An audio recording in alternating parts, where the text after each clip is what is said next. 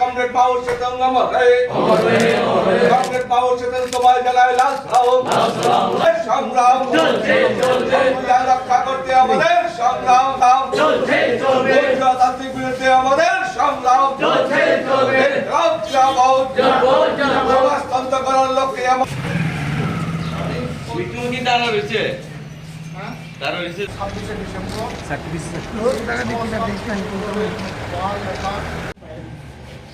আজকে চীনের প্রথম চেয়ারম্যান এবং চীন বিপ্লবের অন্যতম রূপকার স্থপতি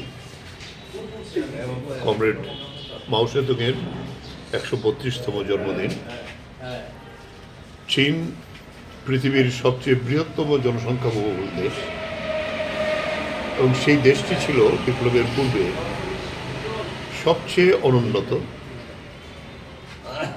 একদিকে জাপান সাম্রাজ্যবাদ, তার বিরুদ্ধে লড়াই করা, অপরদিকে চিয়াং কাইশেকের মতো এমন একজন দুঃসাহসী এবং দুর্ধর্ষ সামন্ত প্রভু, তার বিরুদ্ধে লড়াই করার যে প্রেরণা কমরেড মাও সেতুং সোভিয়েত বিপ্লব থেকে অর্জন করেছিলেন, সোভিয়েত কমিউনিস্ট পার্টির চেতনাকে ধরে এটা নতুন কৌশল, যেটা পৃথিবীর সমাজতান্ত্রিক বিপ্লবের ইতিহাসে নতুন বলা যেতে পারে। সেটা হলো সাম্রাজ্যবাদের বিরুদ্ধে যখন সংগ্রাম হয় তখন এই প্রতিক্রিয়ার শক্তি চিয়াং কাইশেকের সঙ্গে সমঝোতা করে জাপানকে প্রথম দাঁড়িয়েছিল।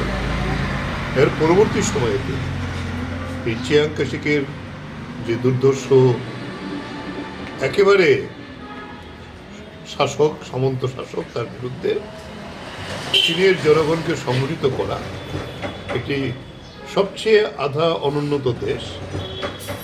বিপ্লবের যে নতুন কৌশল, গ্রাম দিয়ে শহর করা, সেই লক্ষ্যে তিনি পৃথিবীর বৃহত্তম লাল ফৌজ তৈরি করেছিলেন মুক্তি সেনাদের, এবং শেষ প্রান্ত থেকে এই লাল ফৌজকে সংগঠিত করে একের পর এক প্রদেশ দখল করতে করতে এসে সেখানে চিয়াং কাইশেকের পতন ঘটান এবং এই দেশে প্রথম সমাজতান্ত্রিক সমাজ গঠন করার জন্য জনগণতান্ত্রিক বিপ্লব সংগঠিত করে সমাজতন্ত্র প্রতিষ্ঠা করে। আপনারা জানেন আজকে পৃথিবীর অন্যতম প্রধান অর্থনৈতিক শক্তিধর দেশ সাম্রাজ্যবাদের বিরুদ্ধে আজকেও যে আপোষহীন লড়াই চালাচ্ছে এ হলো চীন। এবং মার্কিন সাম্রাজ্যবাদের আজকে সবচেয়ে বড় চক্ষুশূল যদি হয়ে থাকে সেটা হলো চীন। সমস্ত কিছুকে উপেক্ষা করে একদিকে উন্নয়ন, দেশের জনগণের জন্য সমাজতান্ত্রিক সমাজ গঠন করা, সবাইকে অন্ন, বস্ত্র, বাসস্থান, চাকরি, শিক্ষা, তার সুষম ব্যবস্থা করে এই একটা নতুন দিশা পৃথিবীর সমাজতান্ত্রিক বিপ্লবে দেখিয়েছেন। এই হইল কমরেড মাও সেতুংয়ের চেতনা, তার বিপ্লবী লক্ষ্য। এবং এই লক্ষ্যে আমরা বলবো আমাদের দেশেও আমরা এই কাজ করছি। সবচেয়ে বড় কথা যেটা চীন থেকে আমরা শিক্ষা নেব, বিভিন্ন জাতি, বিভিন্ন উপজাতি, তাদেরকে তিনি একত্রিত করেছিলেন এই বিপ্লবের মন্ত্রে। এই কাজ ভারতবর্ষে আমরা এখনো করতে পারিনি। চীন বিপ্লব আমাদের স্বাধীনতার 2 বছর পরে হয়েছিল।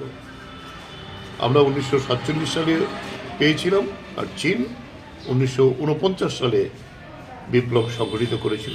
তারপরেও আজকে এই জনবহুল দেশে যেভাবে তার সমস্যার সমাধান করে পৃথিবীর শ্রেষ্ঠ একটি অর্থনৈতিক এবং সমাজতান্ত্রিক সমাজ গঠন করেছেন, এটা থেকে শিক্ষা নিয়ে আমরা আমাদের দেশে আমাদের এই জনগণতান্ত্রিক বিপ্লব সম্পন্ন করার জন্য কমিউনিস্ট পার্টি, মার্ক্সবাদী, অন্য যারা বামপন্থী শক্তি তাদেরকে নিয়ে, এবং আজকে দেশের মধ্যে সবচেয়ে বড় বিপদ যেটা বিজেপি, তার বিরুদ্ধে লড়াই করার জন্য আমরা কাজ করছি।